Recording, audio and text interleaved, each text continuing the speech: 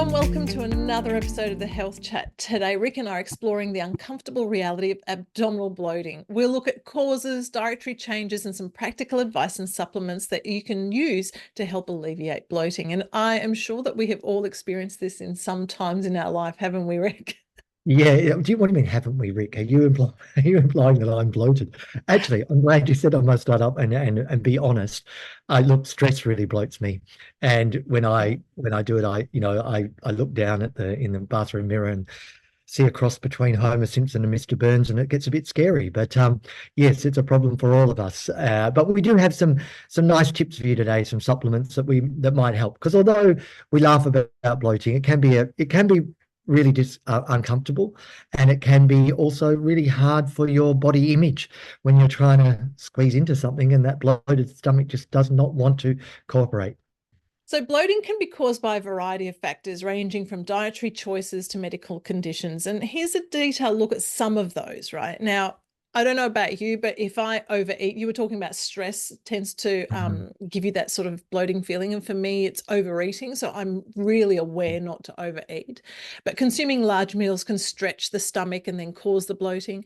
There's also the foods that are high in FODMAPs, and FODMAPs are those short chain carbohydrates, fermented oligo, di, mono, and poly oligosaccharides. And they can be difficult for some people to digest and can cause bloating. So there are plenty of good foods that fall into this category, but the main bad part that I can think of, or the main bad ingredient that I think of that is hidden in almost everything processed, is the high fructose corn syrup, and that's particularly high in that FODMAP content.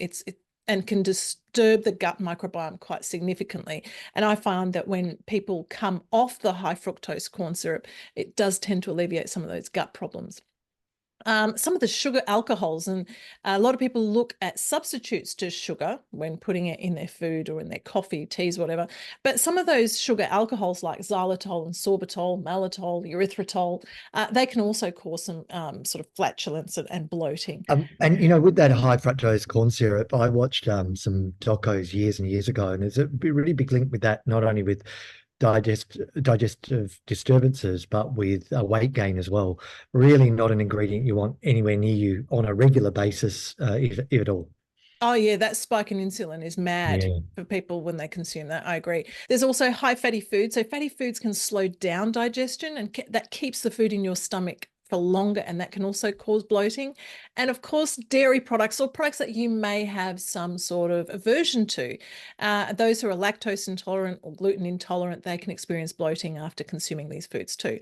But when I started to dive into this topic, and I started researching and going into some journals, what I found phenomenal out of everything that we've researched in this space was that there was an article published in January this year, 2024, the Science Daily Journal, and it outlined the new gut-brain circuit found for sugar and fat cravings. And basically, the gut microbiome plays a role in the host that makes us crave certain bad foods. So if we have a high portion of these bad microbiomes or these bad gut bacteria, we're going to crave those bad foods. And they've actually proven that now. And so while I was researching this whole bloating thing, it started to take me on this journey of how foods and the food choices that we make affect our microbiome, that therefore affect our brain and our craving mechanism. And so that's what I thought. I'd sort of take this on an angle a bit later today, and I'll take the journey as we get into the podcast. I'll share some of those insights as well. Wow, that is really interesting, isn't it? I love all the new research. We just find out more and more, don't we? And that fascinating. And then that microbiome, we've done podcasts just on the importance of the microbiome, and it would be wrong to not start off as you have by mentioning it and mentioning its important role. Of course, you're going to also, if you've got some problems with irritable bowel syndrome or dyspepsia, you've got an infection, SIBO, celiac disease, Crohn's, ulcerative colitis, Oh, etc. God. These are all more serious things that you would need to make sure you're discussing with your healthcare practitioner in order to get the relief, because bloating can be a side effect of all those things that have listed. So you've just got to, seek help, I think, with this one, because whilst bloating can be something very small, it also can be perhaps an indicator of something undiagnosed that you need to get checked out, because we can often, try to treat something and not often know what the real root cause of it is, and spend a lot of money and a lot of time when we need to really know, do we have any underlying medical condition there that is exacerbating the symptom or in fact causing it, and what we can do about it. So those sort of conditions that you were talking about, like ulcerative colitis and all those. So I was thinking, isn't it interesting how we've had this huge influx of these sort of cases in the last 10 years? And maybe they were always there, but we just didn't have the terminology to define them.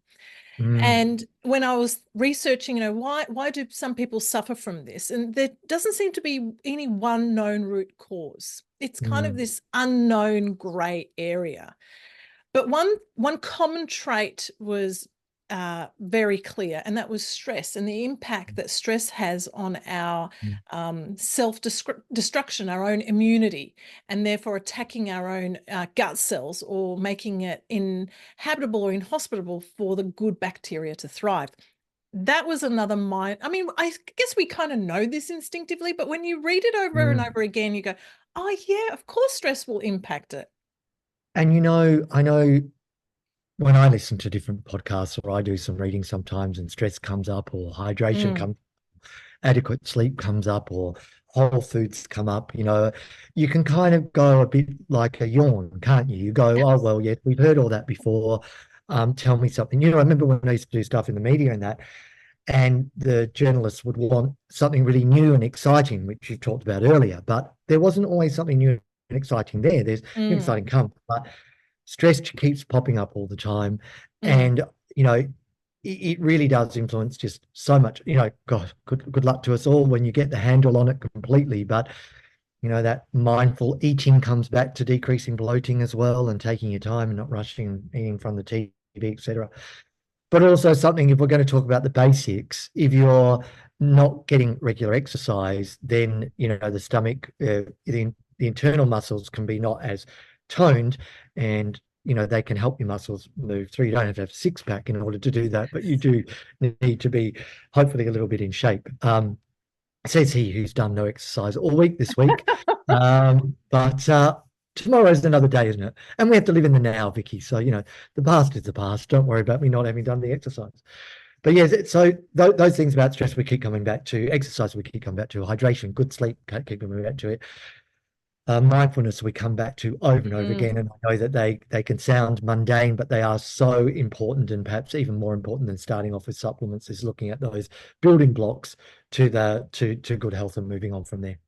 So let's look at how we can address bloating, and more specifically address some sugar and junk food cravings that are influenced by our gut microbiome. Managing stomach bloating and indigestion can often be aided by certain supplements, and I'll touch on just some of the probiotics, because I think probiotics is a really deep rabbit hole, right? There's so many that is available at the moment, and there seems to be new strains developed or researched every couple of months, and it can be very difficult to stay on top of. But if you do have access to a practitioner portal, or even to our Oborn prescribed portal, you will be able to find more specific information about each strain of probiotic. But there are great probiotics out there that have been heavily researched in this space. And the first most obvious one is Lactobacillus acidophilus. And that's often used to improve gut flora, help with bloating.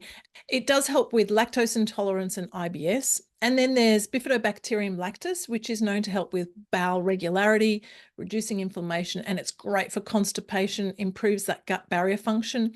And then there's Saccharomyces boulardii, which is a yeast probiotic which can aid in the treatment and prevention of antibiotic-associated diarrhea, and it does help to reduce some of the symptoms of IBS.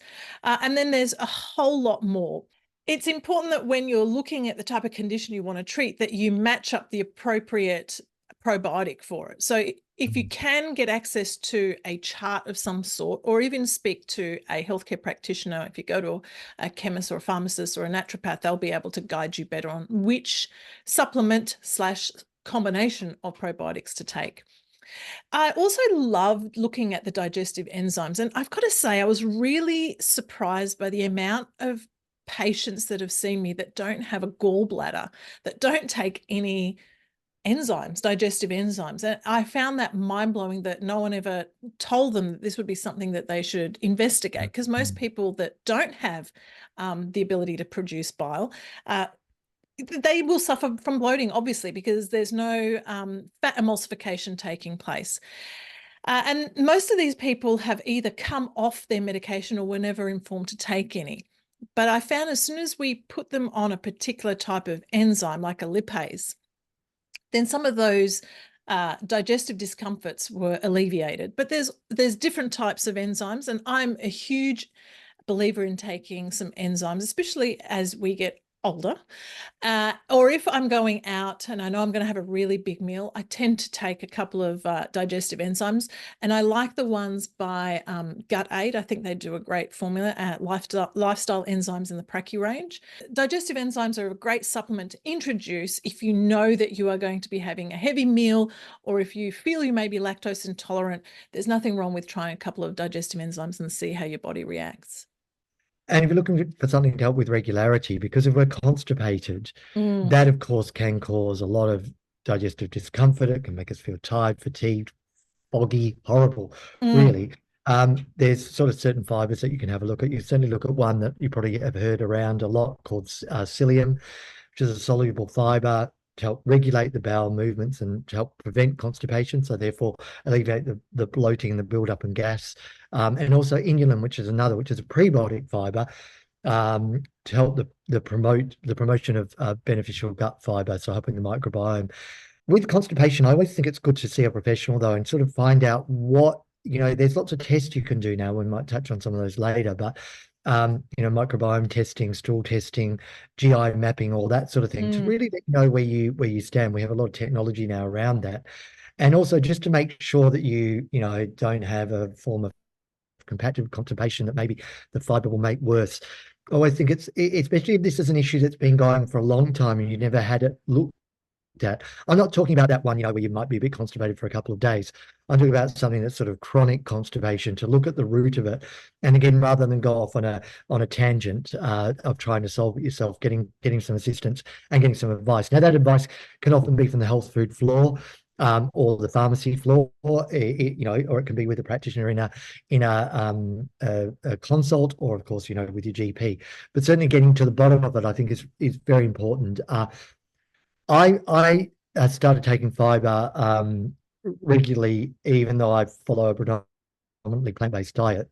I found I still wasn't getting as much as I wanted. The more that I read about fiber, the more I realize how important it is. And I do it actually, sorry to bring my mum into the podcast again, but I live with her, as probably everyone knows who've listened before. But mum had some real problems with her digestive system. Interestingly enough, the fiber actually ended up helping her, with an array of symptoms that we didn't think it would do, other than just the constipation and some of her diarrhea as well. It was good. So I give her fiber every day, also with some great results to her digestive function. I think we spoke about fiber in like our second health chat episode. Yeah. And I remember saying, I am so into this. Australians don't have enough fiber. Yeah, regulation of blood sugar levels, I think, just to keep your mood better. And the fact that we just aren't, even if you're a nutritionist or a naturopath listening, or a healthcare practitioner, you may not be getting your 5 a day. I mean, 5 a day is not just a little sprinkling of it.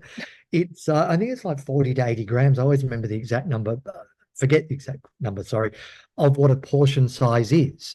And when you look at your plate, it's often not getting that five a day. And then for most of the public who may be listening, you might be lucky to be getting 3 every day, and your kids even less. So if you can find a nice fiber that's easy to mix, it doesn't taste bad, that you can disguise for your kids, I think it's good for them as well. And more importantly, when we talked about brain fog, and the link between fiber and just that sort of brain function, I think is important as well. The fiber that I'm a food person first, so I prefer to have food first. And the fiber that I find the most easiest to incorporate in my diet is probably legumes. So, and that's also part of our heritage. Like, we consume a lot of legumes. Most nights there will be beans of some sort on the table, be it a butter bean dip or a hummus or whatever it is, or chickpeas added to the salad. There's always something. And just that little bit can really amplify your fiber intake. And you mentioned the sugar and insulin balance when you take fiber like this. And that comes back to what I spoke about at the beginning of the episode when we were talking how the microbiome can affect our sugar cravings and our high fat cravings. And believe it or not, just by taking a third or a quarter of a tin of beans a day can remarkably reduce those cravings. It is profound how quickly it works.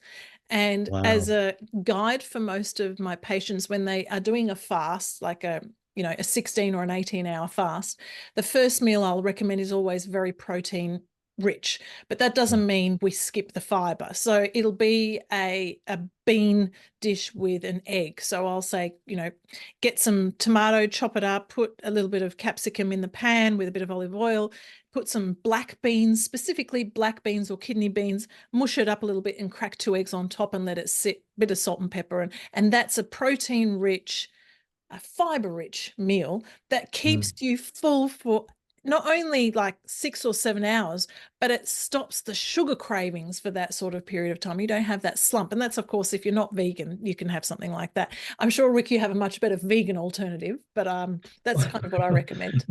Well, look, I'm a super fan of porridge, which sounds a bit dull, but if you can do some porridge with some nuts and seeds, if you don't have any intolerances to those, I think it's a great way. It helps to keep you fuller as well, and a nice way to break a fast as well. I tend to do it also with some sort of green juice. So I encourage people to have hopefully their own pressed juice, or at least one that is cold pressed, and they can break it to get the nourishment there. But indeed, we could rave on about fiber all year, us two. Fiber, vitamin D, magnesium. You know our story. But we managed to. This topic did, though, in our defence, lead us down the fiber path. We didn't go off on our own. No, we're innocent, even though we are clearly both have a fiber fetish. We have a fiber fetish.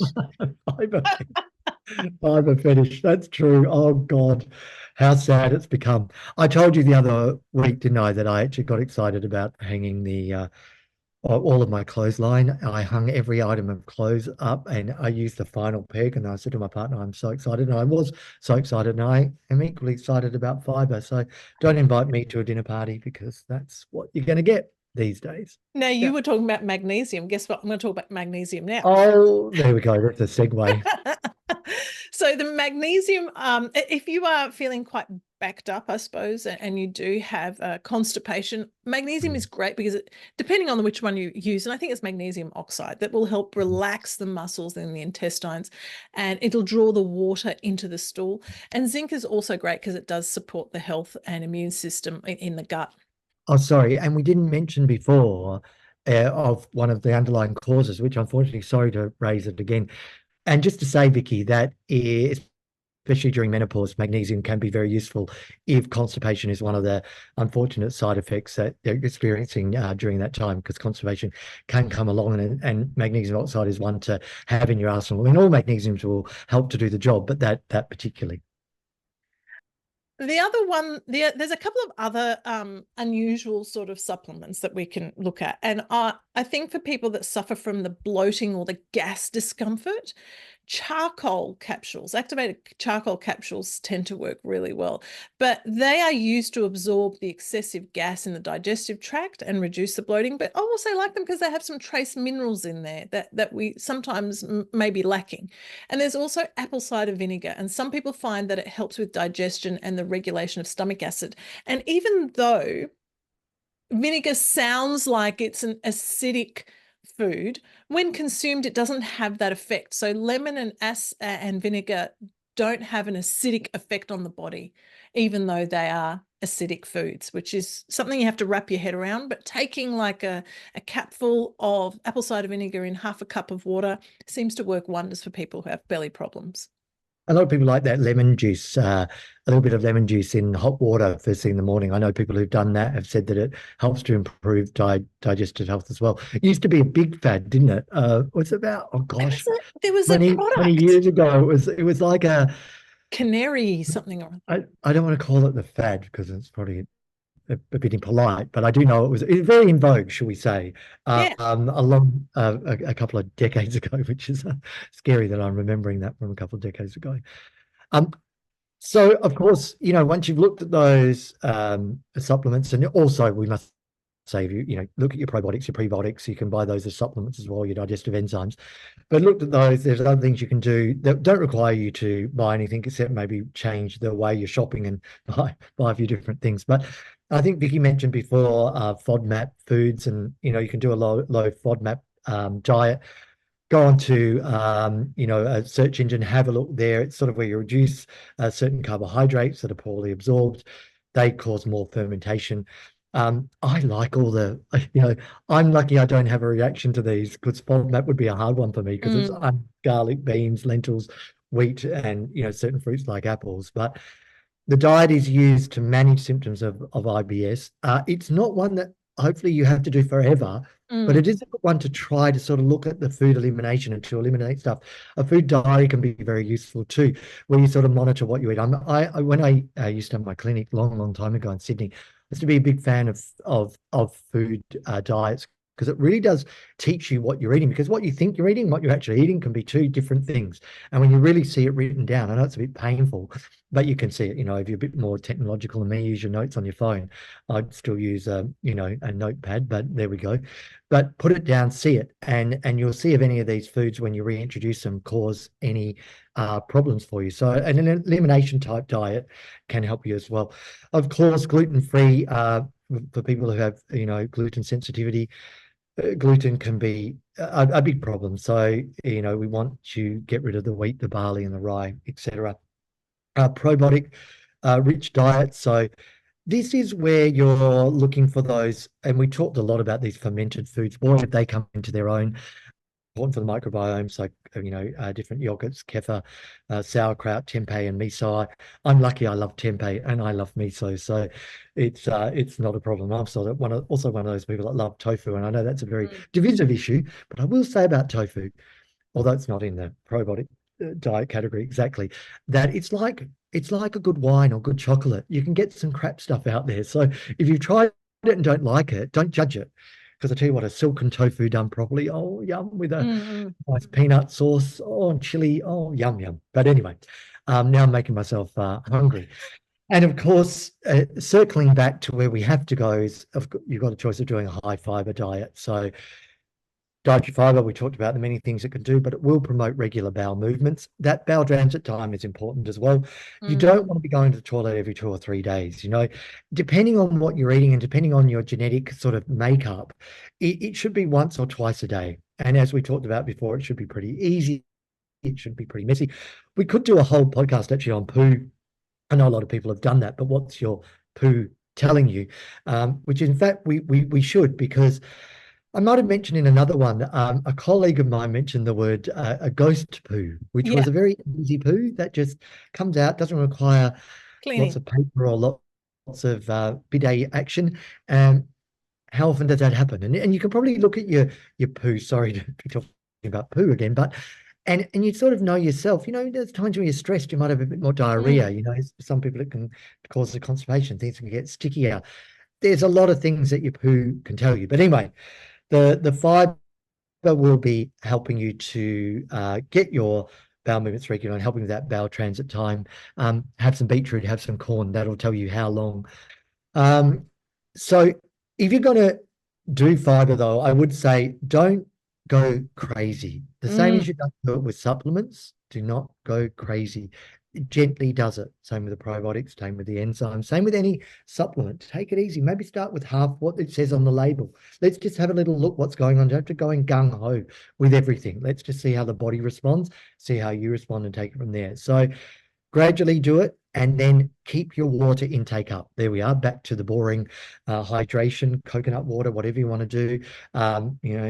Decaf and some teas, some herbal teas to keep that up.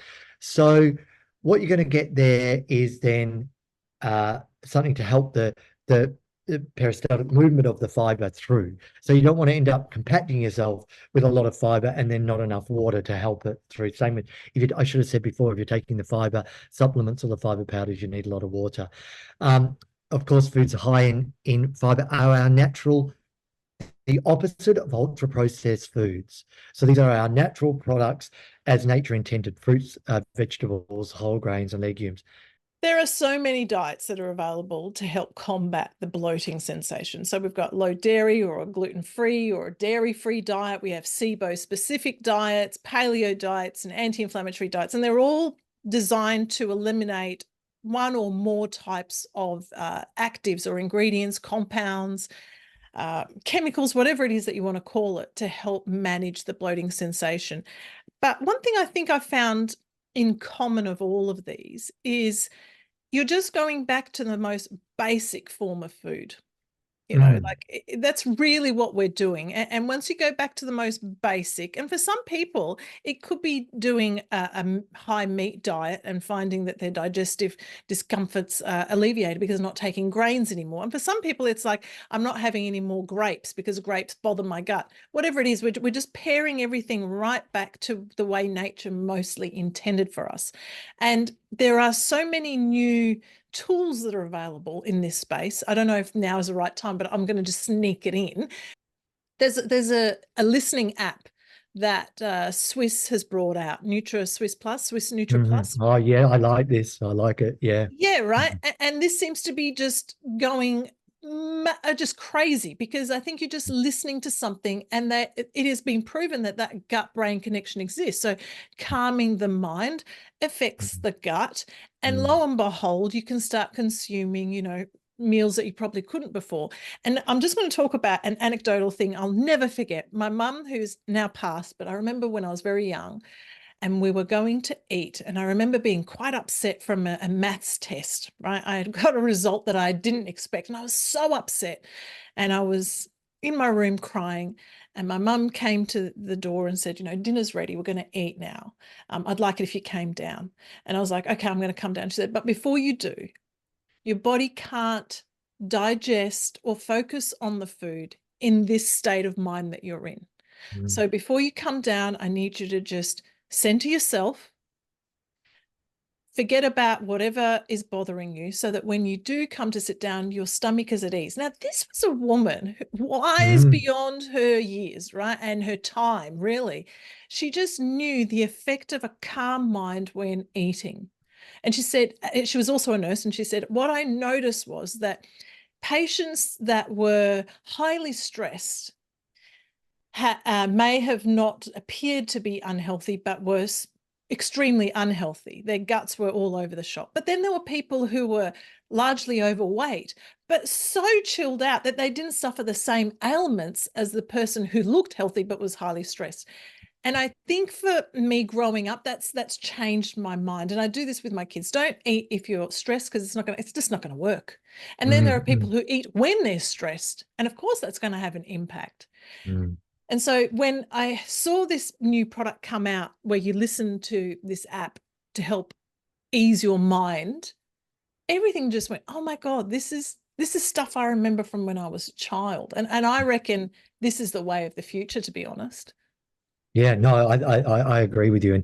And one of my colleagues at work here, she had her microbiome testing done, and the stuff it tells you, I mean, man, it was so good. It was so good, and then you can make the changes not knowing exactly what, problems you have, what areas you need to work on, what's absorbing, what you're low in. I think it's just wonderful. We're really in a lucky time in that area, to be able to have access to this technology that is going to answer some questions that before. But yeah, look, your mum knew, and it comes back to that sort of, mindful eating, isn't it? And bloating also, if you're vacuuming down your food, which many of us do, or it's food becomes this sort of, you're not even one. I mean, I'm guilty of it. I'm at the computer. I mean, I don't know I've eaten. I don't know what's going on. Yeah. sometimes I'm eating so quickly that I'm sort of practically choking because, I'm in a rush and it's like, I have to have a water because I've shoveled too much food down. And that's someone working in the industry. So goodness knows what's going on out there. And in cars, people are like munching, Oh you yeah. see people eating on the street.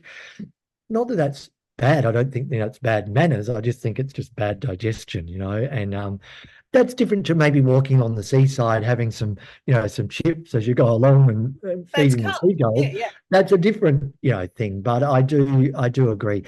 And if we talk about, maybe some sort of foodie things, I talked about the juices before. I think that can be Mm, very useful if you make them at home. And the juices, why I say a cold pressed juicer or a juicer that keeps the fiber in is so mhm. important for you. That's why when the NutriBullet came out, I know you can get other brands, but I worked with it for a while, and that's so useful because the fiber stays in there. I love it. I mean, I'm such a fan of smoothies for that reason. Be careful that you don't overdo the plant-based protein or the protein powders to start with because they might cause you some sort of mass evacuation of the bowel too quickly. But if you do it all gently enough, but you can certainly do it. And you can have apple, carrot, and ginger juices. You can, have cucumber juices that are gonna help you. You can put some yogurts or some dairy-free yogurts in there to help you. Some kefir, vegan kefir, whatever you want to do. And then sort of there's also things you can do. Throw in some mint Mm. to help you because they can help ease it can help ease the muscles of the digestive tract and improve the flow of bile, etc., and help with the digestion of fats, all from maybe a mint tea. And we come back again to the teas. There's lots of beautiful digestive teas out there. You can buy those blends. Again, we are so lucky to be able to go in, and our ancestors would be so envious. There's our tea already made up for such a specific issue.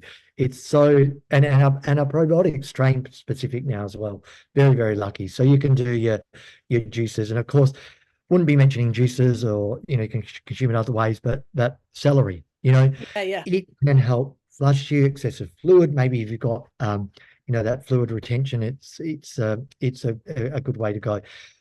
Watermelon, another one. And I'm mentioning these foods, you can have them without being in a juice, but they're great ways, as we come out of winter, looking at doing more juicing.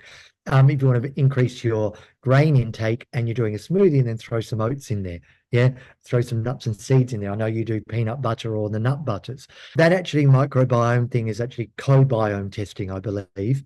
And I mentioned before the GI mapping that you can find very easily. And I believe we offer both of those through Oborn. Yeah.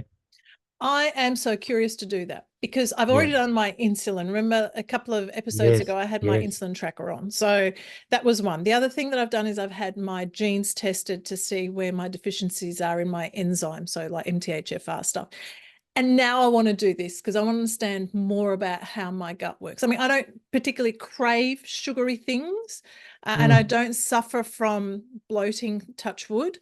But I'm interested to know because then I can make more informed decisions. I can make a better decision based on what works for me. Because, like I mentioned Mm. before, I have rice doesn't impact my sugar levels, Mm. but that's not true for everybody. But you've got to Mm. do what Mm. suits you because every person's genetic makeup and chemical composition differs vastly from one person to another. Yeah, and we're headed more, aren't we, towards personalized nutrition.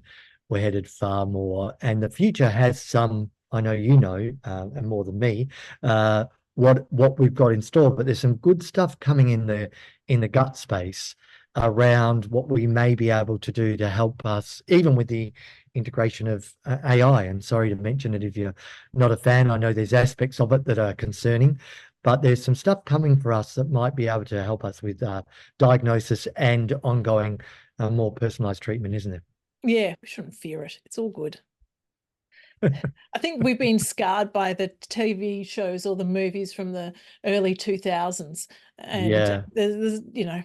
when we can't let it get to that point. But on to bloating. So my tips. So when someone comes to see me, my top tips for bloating and discomfort in this space is to eat slowly and eat mindfully. So I always go back to what my mum said. Stop, Mm. slow down, sit Mm. down, enjoy your meal. And when you do this, you tend not to swallow air. You Mm. tend to be more in the moment, I suppose, and you really do enjoy every mouthful. That's really You don't important. have And don't have chewing gum before a meal. Try to have a little bit of time away from the from the chewing gum. gum. And I'm a Um, gum addict, actually. yeah. I am. I'm a gum addict. I will take xylitol gum just to keep the oral cavity. That's another topic, I think, oral cavity hygiene. That's a I thought huge you were going to say a gum. What did you call yourself? A gum what? gum addict. Gum addict. I thought that could be a good title. Gum addiction. Yeah, because I remember when my mum was ill and the doctor was saying, oh, the number one cause of this particular type of illness is the lack of flossing, Yes. Yeah. right? Yeah. So I'm a Mm. huge flosser too. Anyway, that's a Yeah. topic for another time. Me too. Me too. I went to the dentist recently and got into trouble because I used to floss every other day. And then he said to me, as my doctor has, well, Rick, you're not getting any younger. Both of them, I think, are turning a bit rude. But anyway, um, I do like them both. But yeah, and now that flossing, I get incredible joy, like putting the pegs on the line that I talked about at the beginning, flossing at night. And when you see what comes out on that floss, it can be enjoyable because you think you've got it, even with a pigster. It's True. not the same. But that oral health is very, very, very, very important. And maybe we do a topic on it Yeah, I think that's about its all own the things specialized. down the track that you need it for. I And something agree. as simple as flossing can help you so much. Oh yeah, I bought my husband and my kids a water flosser. Oh, I love them. Yeah, they have it in They're the a shower. dream. They're brilliant. Oh, they're so good. Yeah, Telling you, and you mix some of the gem yeah. Oh, I know. mouthwash. Yeah, fabulous. And there's a Fabulous. new product by Maharishi, and they've got Maharishi Ayurveda, I think, and it's this Yes. gum oil. Yes. Oil, isn't it? Yes, I know. Yeah. Yeah, we're slightly addicted. Anyway, so Yeah. my top tip is to eat slowly. Portion control. I'm huge on portion control. I don't like to overload my plate because then I not it's not that I feel overwhelmed. It's just I feel forced to consume everything. So I Mm. tend to portion control. And I stay hydrated throughout the day. I will, without a doubt, I mean, it's winter now, so I won't have as much, but I'd have about 1.5 liters during winter and about two and a half in summer. And I don't consume any alcohol actually, but I don't like to consume high fructose corn syrup based foods. And they're my top tips as a starting base, right? So this field is expanding rapidly because, like I mentioned, we have all these new diagnoses within this space, and it seems every second person's got some sort of gut health problem. So we're going to see more, I believe, in this space. Like you mentioned, AI sort of helping us. We're going to see a lot more of these other tools to help us with managing our gut health and bloating, any dysbiosis, any uncomfort. We're going to look at personalized nutrition. That's where I think we're kind of headed. Personalized nutrition is really expanding. We're seeing a huge amount of apps coming out, or even if you log onto someone's website that specializes in this space, they'll get you to answer some questions and they'll put together a very personalized plan for your food. And not only will that help optimize your gut health, but it'll help manage and prevent some diseases or possible diseases. And we're going to Mm. see some microbiome therapeutics. And we spoke about the app that you can listen to, but there's so much more coming out in this space. And of course, we're going to see even more focus on the link between the gut-brain axis and the importance of mental health on gut performance. That was such a great podcast and a lot to digest, literally. I think we have to say pun intended there. Just before we go, though, just quickly, what we didn't touch on, because we always run out of time, is that we do also have on the website lots of supplements, powders, etc. That if you type in, gut digestion, you'll find them because there are specifics that contain more than what we've talked about and can really help to soothe and help with your digestive problems. So if you go to the website, if you're a practitioner, you'll have practitioner access. If you're a member of the public, you'll be able to see the retail ones and find them in stores and get some advice there. Now, Rick, I'm going to throw this out there, but I feel like putting up a recipe attached to this Okay. particular podcast. So I reckon you put a vegan one, and I'm going to put together, well, mine's also technically vegan. It's my Jerusalem artichoke soup recipe, which is Okay. loaded with prebiotics. And Okay. you're not used to that kind of fiber, it can give you a bit of wind. But if you consume it in small doses, incrementally over the course of a few days or weeks, your body will develop the enzymes necessary. And before you know it, the cravings for the sugar and everything's gone. So I'm just thinking, how do you feel about putting a little recipe up? Okay, sounds good. All right, Yeah. challenge accepted. We will put it in the link Yeah. to this podcast. Thank you so much. It's been an amazing episode, this one. Next month, I talk to Neil Mercado, who is the Chief Science Officer at Melrose, who's going to talk about the new Future Lab range, which I'm so Oh, excited about. oh yeah, I'm so into that aging well sphere. So they really, really have nailed it, I think, with some of those formulas. I actually emailed someone at Melrose the other day and just said, wow, these are happening, aren't they? And that space is as big as the digestive space, the aging well space. So that'll be a nice one. And I'll get a holiday and focus on getting my bloated gut in control. But you'll be back because we'll talk about something. It might have to do with something that we touched on today. But until then, thank you so much for listening, everyone. Bye. Yes, thank you. Bye.